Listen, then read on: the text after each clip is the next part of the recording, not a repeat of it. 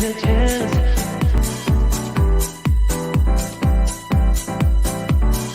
Telling me to dance, taking a chance.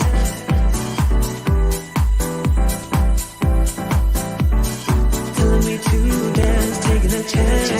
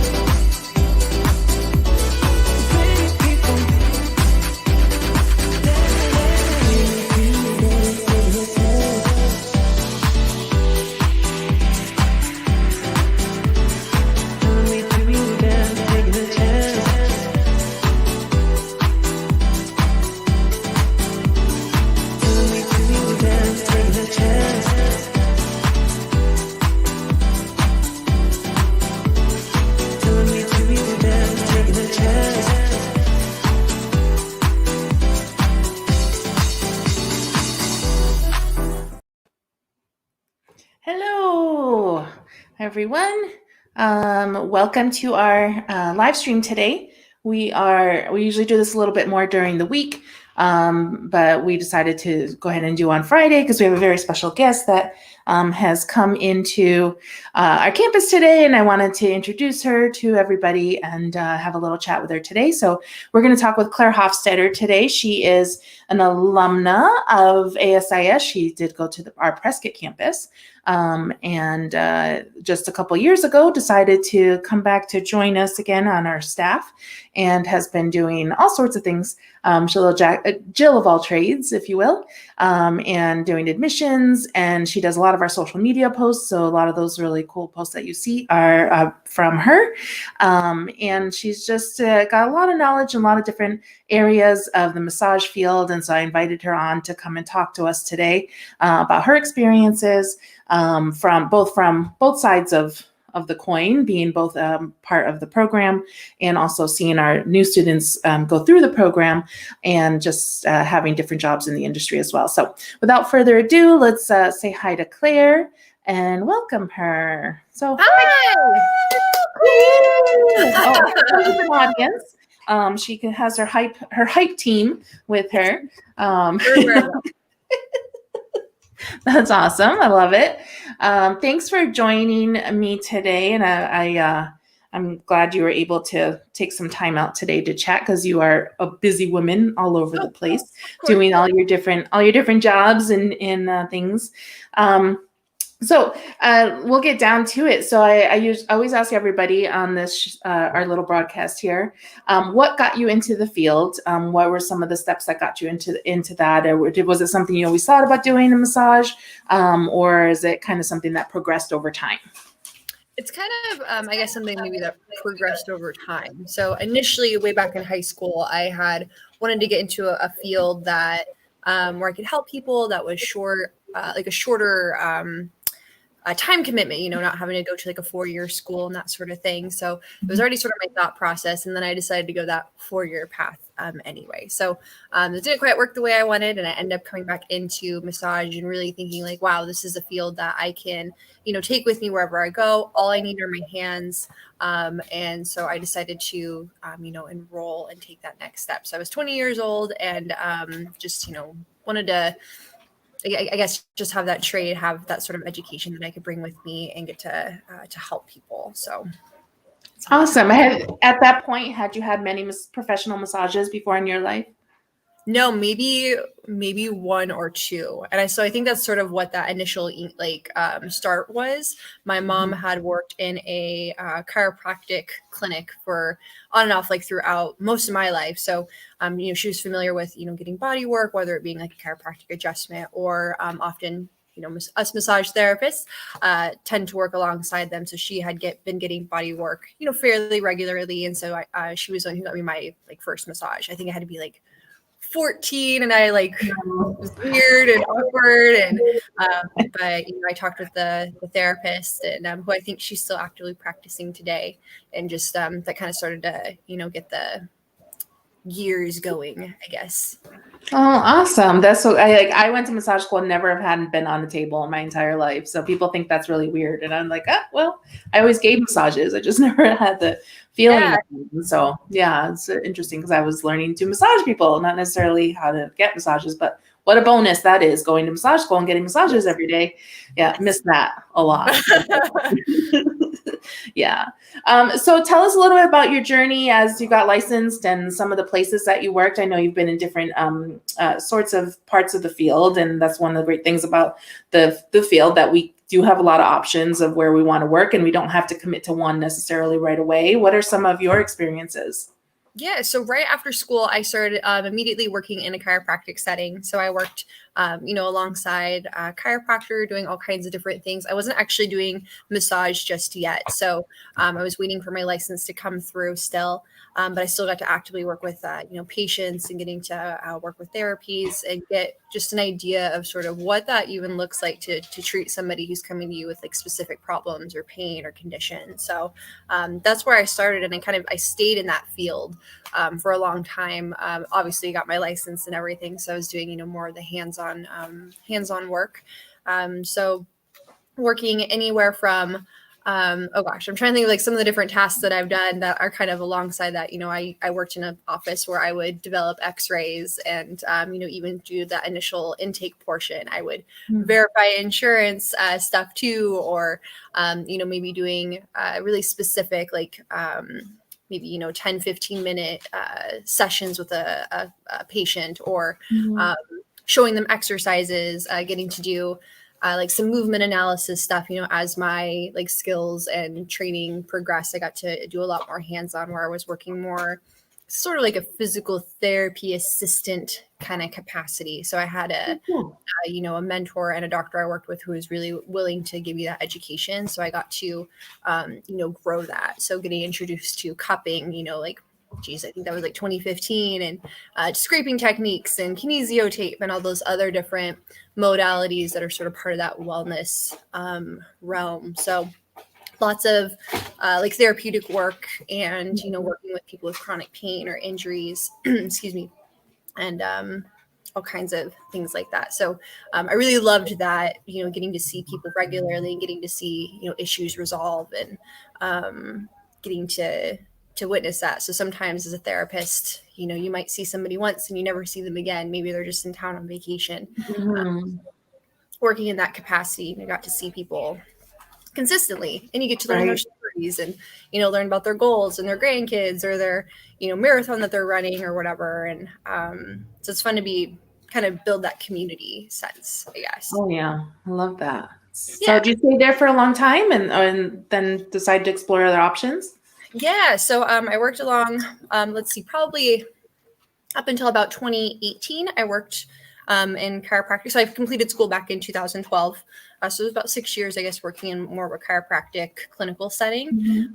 And then that's actually about that time I was kind of being a workaholic and doing a little too much body work and just sort of reevaluating things. I had decided to finish my bachelor's degree through NAU, and got my degree in public admin. And I just happened to find a job posting for ASIS, and applied, and for some reason you guys hired me.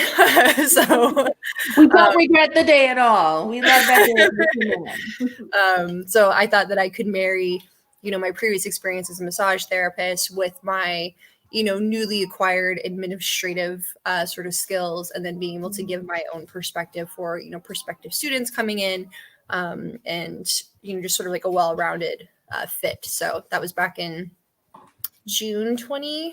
18, I think was when I Yeah. started Yeah. here. And so I've still been working, as a massage therapist, but more along where I can create my own practice or my own style, not necessarily dictated by treatment plans and stuff. I have a little more, Right. what's the word I'm looking for? Autonomy, I guess, and Yeah. what I do with people when they come and see me. Yeah.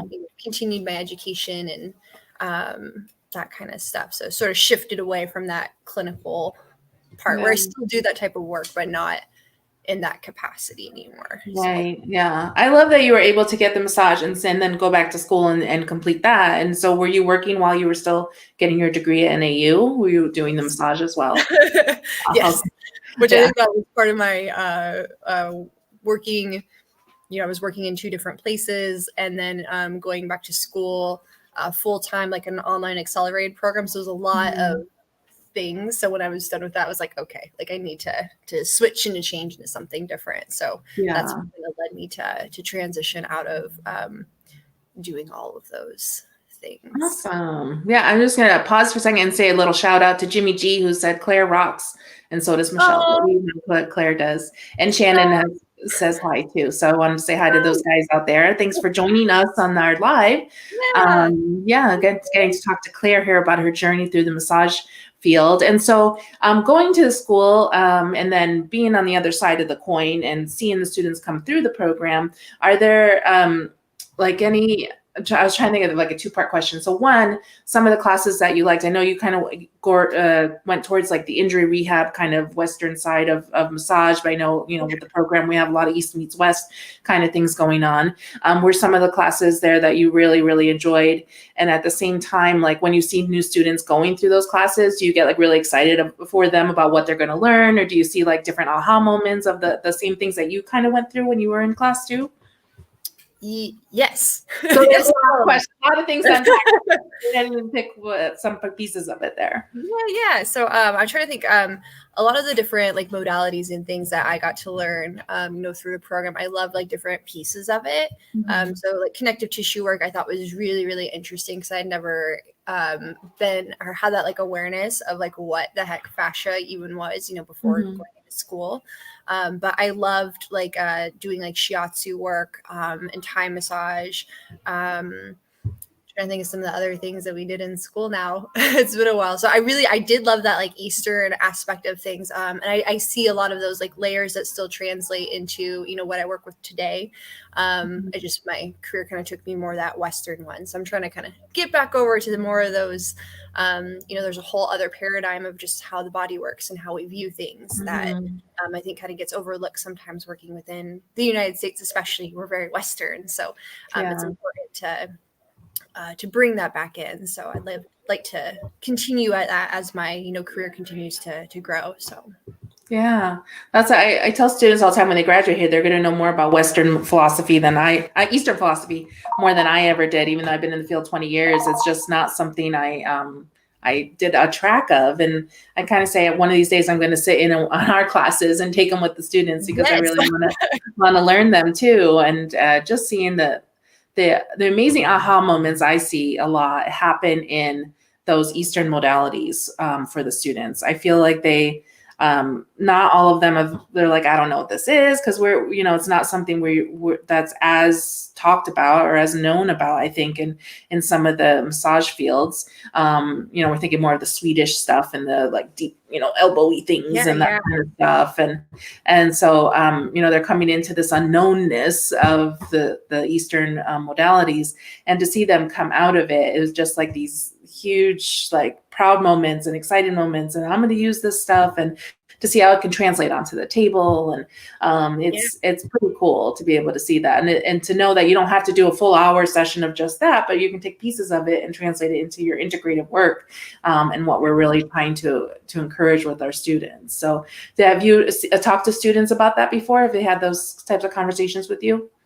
Yeah, like the aha type moments or Yeah. So I remember it seems like there's usually like a handful of students that I encounter who have this where they, complete a program and they're like, oh my gosh, like Thai massage was amazing. Like that's going to be, my path. And that's what I want to do. And then they take I don't know, like the next, training, like craniosacral, and they're like, wait, never mind. Like, this is it. Like, this is amazing. And so it's kind of funny, like, as they continue to learn these new modalities, they get really excited about. They're like, what? Like, this is so cool. And so just to see that, or just to kind of, sometimes there might not be a modality that clicks right with the student. And then when they find their thing, they're like, this is it. Like, this is, I wasn't so sure about this other stuff, but like, this is really, what I'm drawn to and like what I want to, take and run with. So it's cool to see that. And especially at the end of the program, just to see where everybody, like their different paths that they're wanting to take when they leave here. So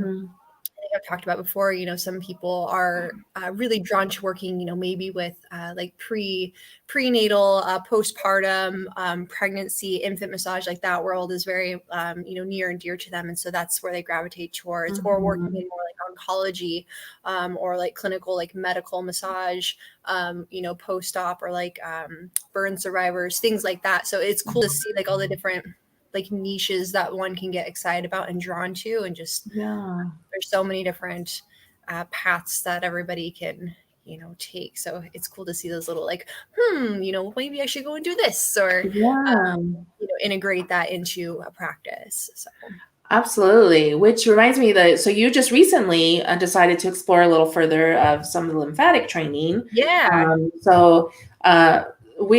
I'll get to that particular thing in a second, but we have students a lot of times who say, I'm not ready. Please don't make me leave. I don't know everything yet. Like, we don't expect you to know everything yet. We're, you're only spending, 6 to 12 months, depending on, what your program length is. You're only spending that little time with us, and there's a huge world out there to still explore.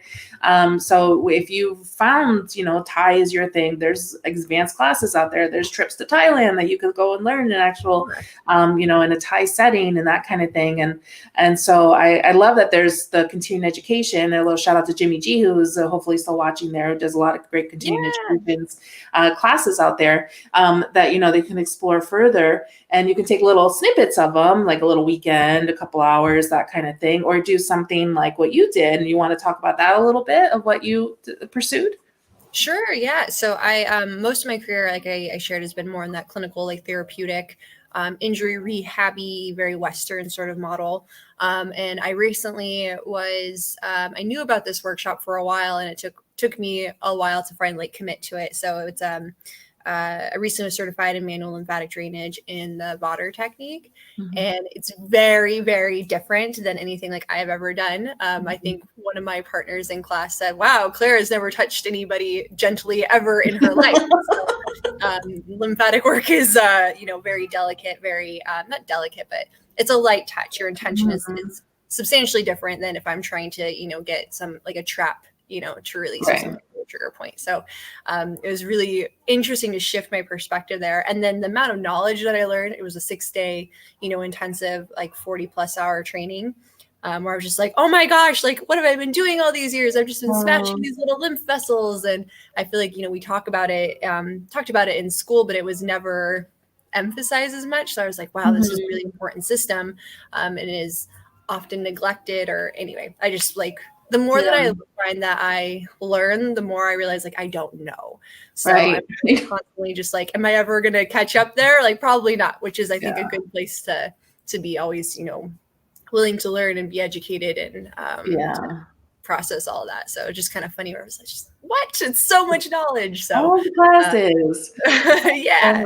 So much to take in. Yeah. That it is a little side effect of education, is realizing there's so much more to still go learn and be out there. Yeah. It becomes like an addictive, not addictive, like that sounds negative, but always wanting to like do all these, continuing classes or learn more, or maybe even, I guess, like a good advice is maybe take something that you're kind of unsure of, or maybe you have not much knowledge about. Cause I really didn't before I took the class. And then I, after the training, I was like, wow, like this is really, important or powerful. So I think it's fun to try to jump out of your comfort zone a little bit and try something new. Most of my continuing education prior to that was, just furthering like myofascial release stuff, or, different connective tissue fascial workshops and things like that. So very different. And Yeah, absolutely. Yeah, we have our next mod on all our campuses for the full-time class. Lymphatic drainage is going to be one of the classes, and yay. we tell them it's 3 day. We do a part of it is on the online with the hybrid for the lecture, but then they have 3 days hands-on. And you're talking about 6 day intensives. I always say, we're just teaching you some very basics about this, and if it's something you want to really explore, there's definitely a lot of courses out there. One being our sister school, ACLS, out of Florida, that they travel around a lot. They have a lot of different certification classes as well, too. Yeah. So, there's lots of things out there. People I know, would do shiatsu, or one I can think of there. Shiatsu there's schools that have 2 years of shiatsu training, and then you still intern and all this stuff. And we're giving you 12 classes or 13 classes on them. So, there's only so much that you can do for sure, but we just want to give you little pieces to get you, kind of get your feet wet, and then explore what kind of feels good for you and what you want to explore more. So, but I love those moments. People are like, I'm not going to like this class. And then they're like, that's it. That's my jam. That's what I'm going to do. So that's why I love, we had a recent graduate, Crystal. I'll see, maybe someday I'll get her interviewing on here because she's hilarious. But we did a prenatal massage, and I had everyone practice the sideline, just gentle, not even gentle. It's not like we're having kid gloves on, but, it's more of a relaxation focused massage. And, at the end of the class, everyone was like in this like foggy, like land, because they were all like, oh, that was the best. And she comes over and she says, you know what, Michelle, deep tissue is trash. A sideline, relaxing prenatal all the way is what I'm doing. Yes. It's so funny. We're just always trying to get in there sometimes taking a step back and letting someone relax completely, and just kind of be is really a lovely gift too. So yeah, I love that. So talking a little bit also about your admissions duties and how you've enrolled a lot of our students in the program. Do you have any, like, I know we were just talking about that. Is there a typical student? And we kind of laughed about that. Like, gosh, I don't even know. We can't even pinpoint that. But, are there some common traits among the students who enter the program, and the ones that are really successful and really take a knack to this learning? Have you noticed some things about them, what interests them, why they're getting involved, or what they're looking to pursue or fulfill in their life? Any traits like that pop out to you? Yeah. Well, I think one of the biggest common things that I see is that most students they've experienced something in their life where either like massage, like a different perspective, or more of a holistic aspect, or wellness, or just like a shift in sort of our kind of modern medicine. Something like that has like led them towards this path. So maybe it's their own, healing journey. Maybe they had, like I know we had alumni who was previously, he was paralyzed, right? And, went through all this rehab.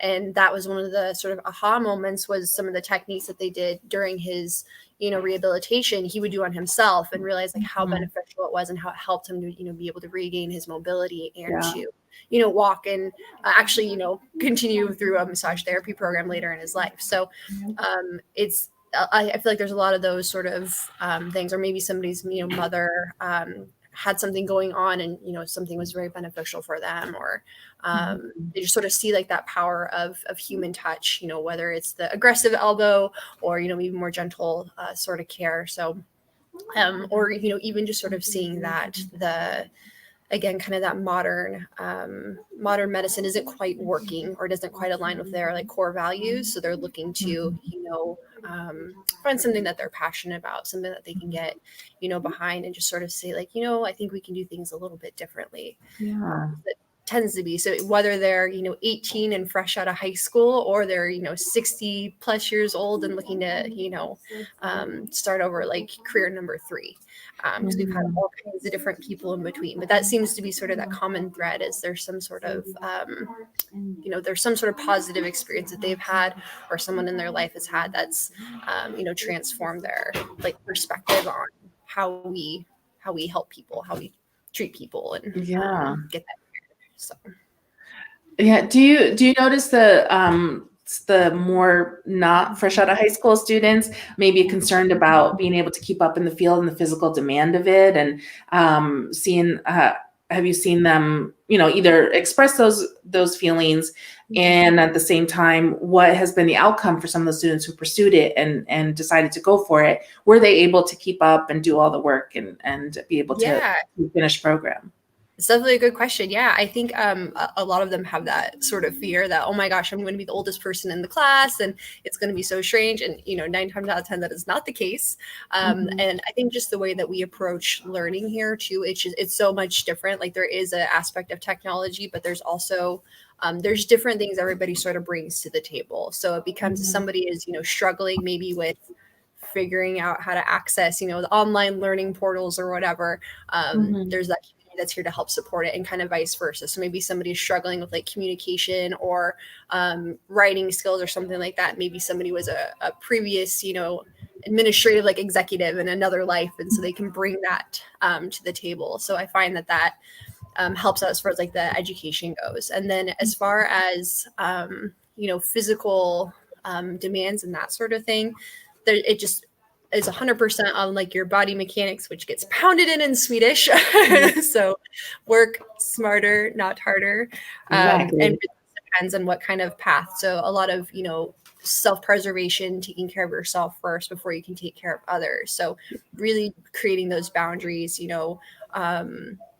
not everybody needs to be a deep tissue crazy therapist. There's plenty of them out there, right? So really finding a path that they feel comfortable with, and knowing how to set like those own personal boundaries. So if they're uncomfortable doing really aggressive, physically demanding work, you don't need to do it to be a successful massage therapist. Right. So kind of touching back on that lymphatic training that I just did, the instructor has been a manual lymphatic drainage therapist for 20 plus years. And if somebody wants something aggressive, she just refers them away. She's like, there's somebody else who's out there to take care of you.